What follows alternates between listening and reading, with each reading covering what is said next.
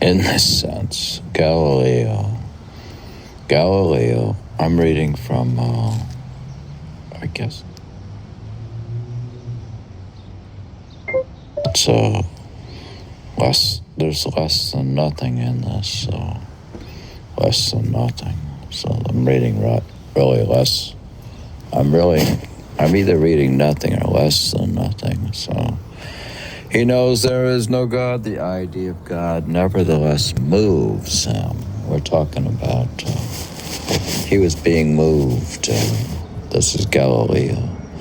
It is interesting to know that in Terma, an episode from the fourth season of The X-Files, E. Percy movie replaces the usual. The truth is out there, meaning that even if their existence is denied by official science, alien monsters nonetheless move around out there, but it is can also mean that even if there are no aliens out there, the fiction of an alien invasion, as in the one in the X-Files, can nonetheless engage us and move us. Also, it exists if it moves us beyond the fiction of reality. There is a reality of fiction. Oh yeah, so if it's fiction, it happened in fiction, I guess. Less than nothing endeavors to draw on the ontological consequences from this E. Percy movie. Here's the formula at its most elementary. Moving is the striving to reach the void, namely things move. There is something instead of nothing. Okay, so there's something, not because reality is in excess in comparison with mere nothing. Yeah, is there more nothing or more reality? But because reality is less than nothing, this is why reality has to be supplemented by fiction. Yeah, that's why reality has to be supplemented by this podcast, because the current reality with the current philosophers don't seem to know what they're doing, so I have to supplement them in this podcast to conceal its emptiness. And I don't want to conceal the emptiness of philosophy. Recall the old Jewish joke loved by Derrida about a group of Jews in a synagogue publicly admitting their nullity in the eyes of God.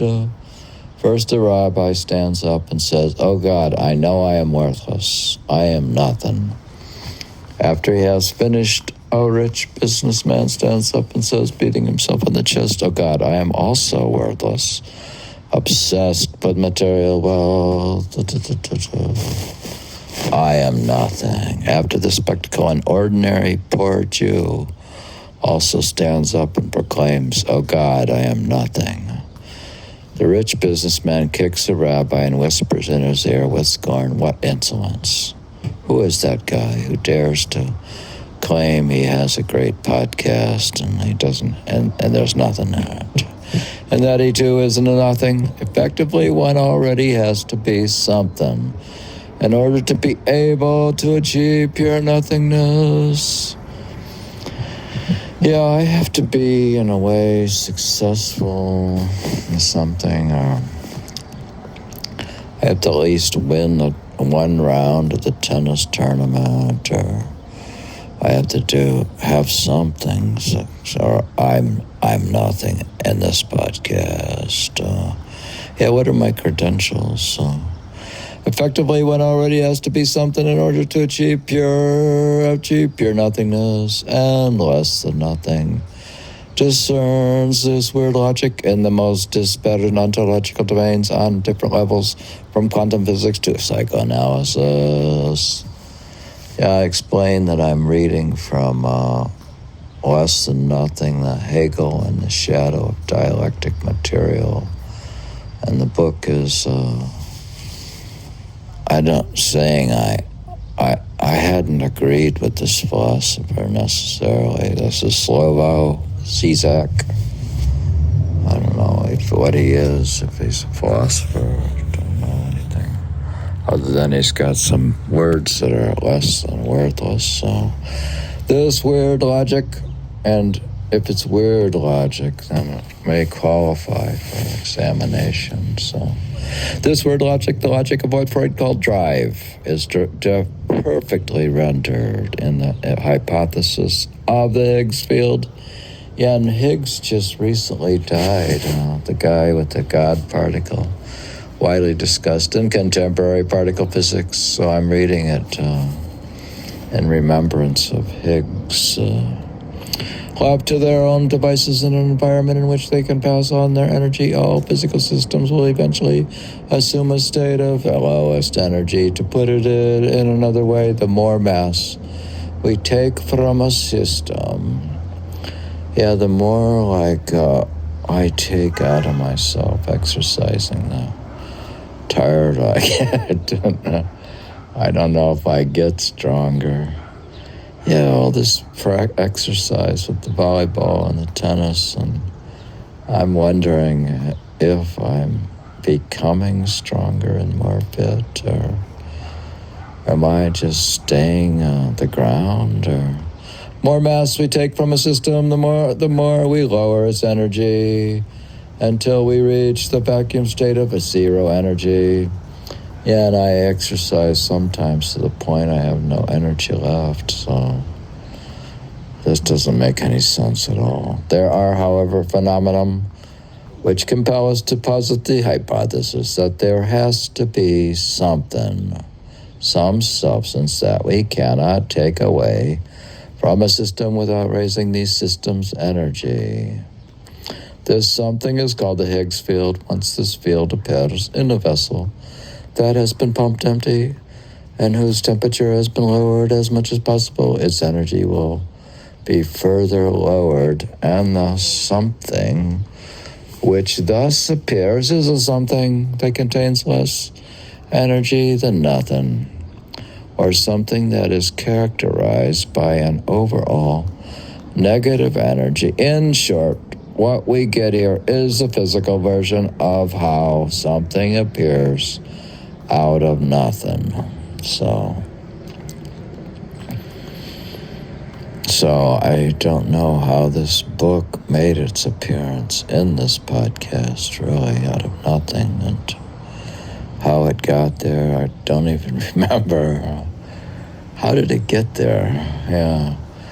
E per si move, it's a Latin, EPPURSIMUOVE, should thus be read in the contrast to many versions of the extinction overcoming of the drive from the Buddhist notion of gaining a distance towards desire up to the Heideggerian going through will, which forms the core of subjectivity.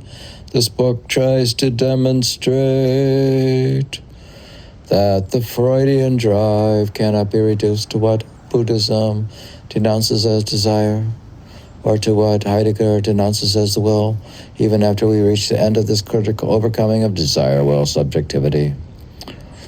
Something continues to move. There's something still moving in me, even after I get everything. I've done meditation, I've done exercise, and why don't I just go to bed and go to sleep? And if you did, I did meditation, I did exercise, I took a bath, I took a hot, cold shower, then a hot bath, then a cold shower, then a hot bath, and then I didn't eat anything, and nothing was moving in the kitchen. So were you gonna just hype out about how you're fasting or what you're doing? And I know you're extremely fat and just had to take an emergency measure. What survives death is the Holy Spirit, sustained by an obscene partial object. All right, what's surviving death is the Holy Spirit. Well, I should hope so. Sustained by an obscene partial object, this stands for the indestructible drive. I guess if I'm inspired, I could play, I did play Beethoven sonata. I mean, I didn't eat, and I had black tea, and I haven't put anything in the coffee or tea, and I'm still drinking. One should thus also invert Elizabeth Kubler-Ross's 5 stages of how we relate to the proximity of death. In the Kierkegaardian sense of the sickness unto death as a series of 5 attitudes towards the unbearable fact of immortality. Yeah, I can't bear the fact of unbearable fact of immortality. Why can't I? I can bear immortality. It's mortality that I can't bear. One first denies it. What immortality? What? Well, I know this immortality because I'm an initiate, and I've been meditating, and I went out on a trip, and I was traveling, and after my death, I will just dissolve into dust. No, I won't dissolve into dust. My body will, but I know that I am my soul, Jesus and come, and I know. After all my death, I will just dissolve into dust. Then one explodes into anger. What a terrible predicament I'm in. No way out. Well, yeah, that's a good question. I mean, I have a way out. Of my boredom from not being able to eat, and I have a way out. I could play the piano. I probably should do meditation because I'm going crazy because I can't eat. There's no way out. Well, don't go insane because you're hungry. One continues to bargain. Okay. But it is not me who is immortal. Only the undead part of me? Okay. The undead part of me is immortal, so one can live with it. Then one falls into depression. What can I do with myself when I am condemned to stay here forever? Well, I'm not staying here forever. I'm going. I was going to break the wheel of reincarnation and get out. Finally, one accepts the burden of immortality. So why do we focus on Hegel? In the history of philosophy, or Western philosophy, what amounts to the same thing? This hyper si move arrived at its most consistent formulation in German idealism, especially in Hegel's thought, since, however, the axiom of this book is that, quote, one divides into two, unquote. The central body of the book is split into a part on Hegel and a part on Lacan, who is this Lacan, as a repetition of Hegel. In each case, the book follows the same systematic four-step approach. With Hegel, we begin with the obvious historical question: in what meaningful sense can one still be a Hegelian today, bearing in mind the radically changed historical. This stuff is hysterical, so historical. Oh, God, what's wrong with this thing? Oh, this is a place.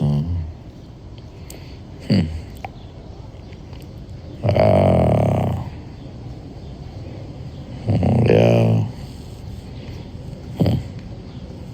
It skips a page or something. Elementary, oh, God. Obvious historical question: in what meaningful sense can one still be Hegelian today, bearing in mind the radically changed historical constellation? Then comes a description of the basic mechanics or formulae of the dialectic process, followed by the more detailed explanation of Hegel's basic thesis on the absolute as not only substance but also subject. Finally, we raise the difficult, non-trivial question of the limitations of the Hegelian project with Lacan, and bearing in mind that the Lacan theory is here interpreted as a repetition of Hegel. The first step is the presentation of Lacan's references to Hegel, that is, of Lacan can as a reader of Hegel. What follows is the presentation of suture as the elementary mechanism of signifying process, the mechanism which enables us to understand Lacan's definition of the signifier as that which represents the subject as another signifier. Did you get that? You must get it, so you got it. Yeah. The next logical step is to examine the object generated by the signifying process, the Lacanian object at it's our dimensions. Finally, Lacan's notion of sexual difference and his logic of all are submitted to a closed reading which uncovers the ultimate limitation and deadlock of Lacanian theory. It was said in the old days, before smoking became stigmatized. Yeah, I could smoke. I was thinking I should smoke a cigarette since I can't eat. What are you gonna do? Well, I got these. It's funny that Mike brought me this Franziskaner beer. It's very good beer. Very good German beer. And I said maybe we'll just have to drink it on Saturday or something. But I had a sip of it just for the pleasure of things. That the second and the third most pleasurable things in the world were the drink before and the cigarette after. Yeah, you could have a sip of this beer and then you could have a cigarette after. And then just don't eat anymore. Eating is for children, so yeah, you could drink and smoke, and instead of eat while you're fasting. Wait, what are you talking about? Accordingly, apart from the Hegelian thing, less than nothing also deals with a series of befores.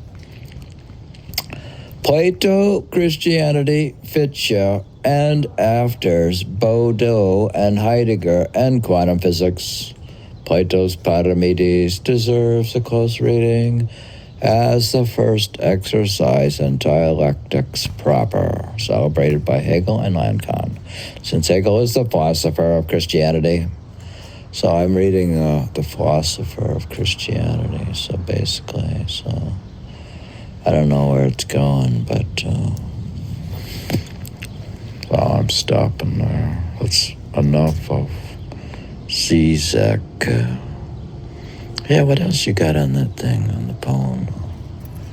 Well, I have, there was one, the Nada Bindu. Well, yeah, the Nada Bindu. The Nada Bindu and the Dhyana Upanishads are interesting because they are meditations on the inner sound by Swami Satyapadada Sarawati. So it's page, location 92, introduction. Veda is a Sanskrit word meaning knowledge. In the context of the Vedas, it means revealed knowledge, which is shruti, heard from within, not taught. So this is heard. So you heard this in this podcast. You heard it from this podcast. Means heard. Those ancient scriptural texts or hymns through which we can learn much of the perceptions and the insights of the early Vedic seers are grouped. Yeah, they're grouped into 4 Samhitas and collections. The Rig Veda, the Yajur Veda, the Sama Veda, and the Atharva Veda. Oh, okay. They were revealed to enlightened beings 3,000 to 4,500 years ago or more. The Rig Veda contains astronomical references describing occurrences in 5,000 to 3,000 BC and transmitted orally by the sages from generation to generation within Brahmin families. The 4 Vedas were considered to be divine revelations, and each word was carefully memorized. This was to ensure accurate transmission, but also because each syllable was considered to have spiritual power, its source being the supreme, eternal sound. Oh, in that case, then I'm going to read the Vedas, I guess. This is a mammoth task, as there are 20,358 verses in the 4 Vedas, approximately 2,000 printed pages. They were composed in 15 different meters, which demanded perfect control of the breath in this podcast. George Firestein describes them as a composite symbol, metaphor, allegory, myth, and story, as well as paradox and riddle, and their composers as recipients and revealers of the invisible order of the cosmos. So that's about, what are you reading? Oh, just reading from, that's Rig Vita. Huh. Yeah. I'm back to CSAC and talking about Hegel, the philosopher of Christianity. It is no wonder that a Hegelian approach to Christ's death brings out a radical emancipatory potential. Fitch's thought is enjoying a deserved comeback, although he sometimes appears to be just one step from Hegel. Their universes are thoroughly different, since the way Fitch's articulates the relationship between the I and the its other, capital Other, reaches well beyond so-called subjective idealism. Yeah, in this podcast, I kind of I go way beyond subjective idealism. And I could be characterized as myself as an extreme mystical idealist. Alain Badaud's attempt to overcome Lacan's anti-philosophy. Yeah, and I'm also into anti-philosophy. Confronts us with the basic question of the possibility of ontology today. Yeah, so in a way, you could see how this is, in a way, it's anti-philosophy. Reading Heidegger against the grain, one discovers a thinker who was, at the some point, strangely close to communism. Yeah, and I don't get strangely close to communism. I have talked about, how I had read the book Modern Times by Paul Johnson, and we had concluded that communism and aggressive socialism and pure socialism, none of those historically have not worked. What? They're good if you want to starve to death, I suppose. So, okay.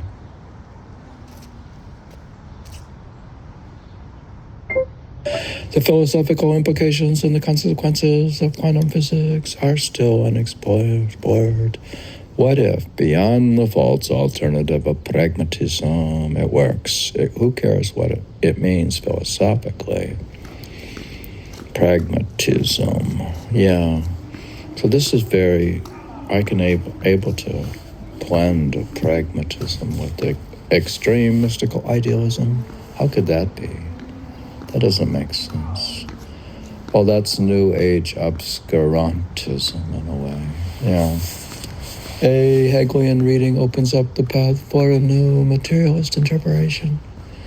Yeah, so we're able to open up a new materialist interpretation in this podcast. And this podcast consists of material, and consists of digital data in a voice recording in a podcast, and it's stored on the internet and all that stuff. On top of this, 6 interludes are inserted between the chapters of the 2 central parts, dealing with the reverberations of these philosophical topics in literature, art, science, and ideology, as well as in the work of philosophers opposed to the Hegel and Kant axis. Yeah, I don't know this LACAN guy, but these three additional topics are elaborated apropos to Hegel, the ambiguities of Marx's references to Hegel. Yeah, well, I'm not a Marxist, so don't stop accusing me of being a Marxist just because I'm reading this book. Okay. The ambiguities of Marx's reference to Hegel, this unique status of madness in Hegel's theory of mind, the multiple points at which Hegel's system generates an excess which threatens to explode its framework. Rabble, sexuality, and marriage. With regard to Lacan, the first interlude deals with the retroactivity of the signifying process. The second one opposes Lacan's anti-correlationism to Quintans Mulasso's recent critique of post-Kantian correlationism. You got that? Yeah, this is a critique. I could critique, if I knew anything about it, post-Kantian correlationism. Well, this, in a way, this is a post-Kantian correlationist podcast. The third one explores the limitations of the notion of the subject-like work in the cognitive sciences. Yeah, so I'm trying to explore the limitations in the cognitive sciences in this podcast. Finally, the conclusion elaborates the political implications of Lacan's repetition of Hegel. Yeah, so now that we've got a taste of this stuff, maybe I could figure out what all this stuff means post-ante. What's ante? Before or after, or ante or después? Yeah, I don't know if it's, but it's still, whatever it's going to be post-Kantian correlationism. Maybe if we go back to something more old, it'll help us. So back to the Nada Bindu. The Rig Veda is the oldest. Yeah, we could make it old. Maybe the oldest helps in a way. The oldest Rig Veda is the oldest spiritual text in the world and still regarded as sacred, containing 1,028 hymns or songs of 1,589 verses in praise of the divine. So, in fact, Rig or Rick means praise.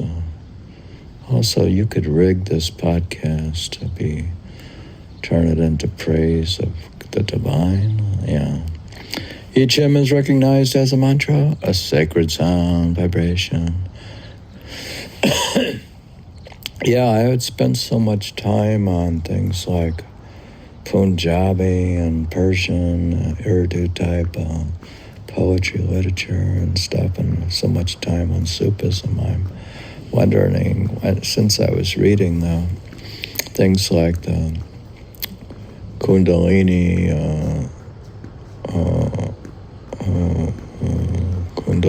Upanishad, whatever it is, with the Sanskrit, I should maybe switch around and start studying more Sanskrit. Okay. And expand my consciousness. The sacred sound vibrations which releases energy from limited material awareness, thus expanding the consciousness by reading the Sanskrit.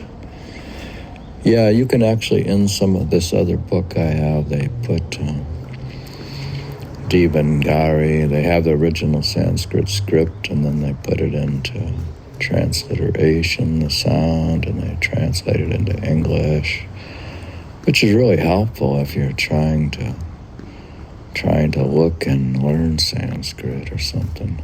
It is also the easiest surviving form of Sanskrit. Earliest surviving form. It's the earliest surviving form of Sanskrit. The illuminated seers compose the hymns, all established in the highest consciousness, thus able to commune with luminous beings of the higher realms. Yeah, well, I've tried to read the Rig Veda in translation, and it can get a little boring, but it may be due to just not understand it, or it's not read in Sanskrit, or it's heavily repetition, and you have to be enlightened ahead of time. So maybe you should reach enlightenment and then read it. But that doesn't make any sense. I'm trying to get enlightened. All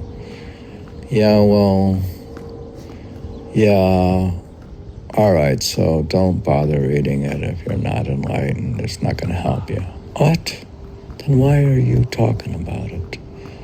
Well, then you should do meditation and reach enlightenment. Then you could read it as a victory lap. Oh, okay.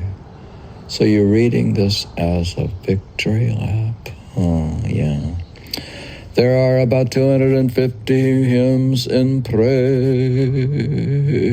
of Indra, the divine force behind the ocean, the heavens, thunder, lightning, rain, and the light of the sun.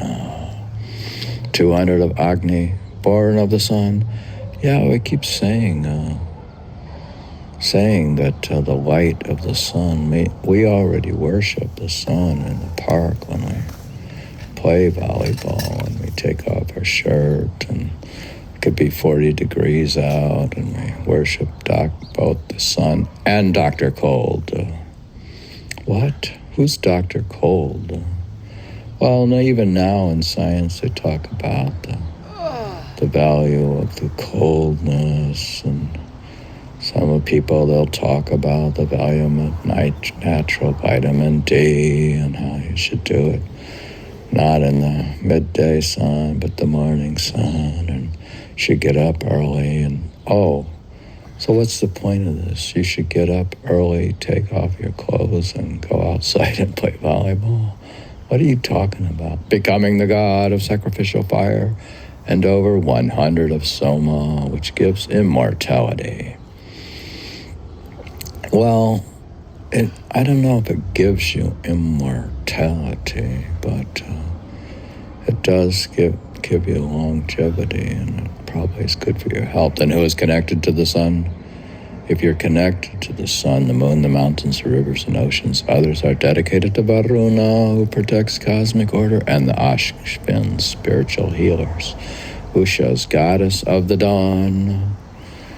Aditi, goddess of eternity. Saraswati. Interesting, the name of this guy, Saraswati. He's one of the swamis who's translated some of these books I have. Is Saraswati. That's his last name. The goddess of the Vedas. Goddess of the Vedas, and of music and of the arts. So that's what I'm evoking in this podcast, is the goddess of the Vedas and of music and of the arts. So I'll put that Saraswati down. I talked a little of longevity practices. I'm looking at the Asian tradition of meditation. They have Tishi Scrub, TSHE-SGURUB. Or longevity practices are among the most significant of the meditative processes carried out through this tantric methodology. Yeah, a lot of people wonder, what is tantric methodology? And they say, what's tantra? I used to say it's tantric, and people would say, what's tantra? So their purpose is to attain a long and healthy life at the same time as we will see the orientation toward the achievement of Buddhahood remains very much part of the wider context within which the practice is performed. All right, so to get back to the basics, the reason why we're practicing is the achievement of Buddhahood. Okay. Sri Scrub practices form part of a much wider repertoire of Tibetan longevity-related practices. Yeah, and it's funny how I've met so many, I've met in this neighborhood, I've met so many Nepalese and Tibetans, and there's quite a few Tibetans. I played tennis and volleyball with Tibetans. I played with Nepalese. I played with a partner in tennis. One guy, he's Nepalese. He was telling me, I didn't know this, but I didn't know why there were so many Nepalese in the U.S. Immigrated here. Why would they immigrate here? But what's wrong with their country? But then he said that Bhutan had expelled the Nepalese from their country. So the Nepalese in Bhutan were expelled from Bhutan, and then maybe those Nepalese came here. Okay. So do they practice longevity-related practices, which include medical preparations, dietary practices involving the ritual empowerment of pills made from herbal and mineral substances? Tommy? Oh, thank you. Thanks, my paper. I got the newspaper. What's happening? Here's Temprano. How come with Temprano? He's always Temprano. Temprano. Temprano. He's Temprano. It's only 8 o'clock.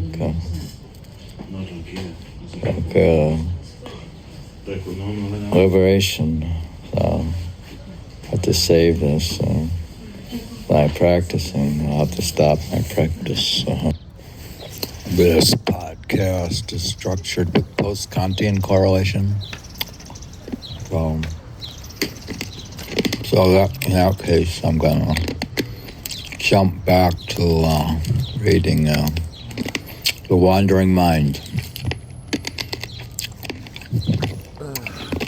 Before we had a clear and sublime line of sight upward to the divine, but to the monks who were active a century or more after Plotinus, the mind had plunged so far beneath the heavenly plane that concentration could not simply be a matter of clearing away the brush. Yeah, I used to think you just clear away the trash and the garbage and the clutter, and that'd be good enough. If I took out the garbage and cleaned the house and threw out the clutter and gave away things. It had to stretch itself vertically while fighting off the distractions that attacked it internally and horizontally. I had to mobilize all the tools at its disposal, physical, social, psychological, to work its way back to unification. In short, Christian monks saw distraction as part of a cosmic drama whose hum was especially audible in the quiet of their selves. So, yeah, these things, thoughts bounce back up in the quiet of I sit in my room doing this podcast and thoughts, they come and stuff. It had become imperative to discipline distraction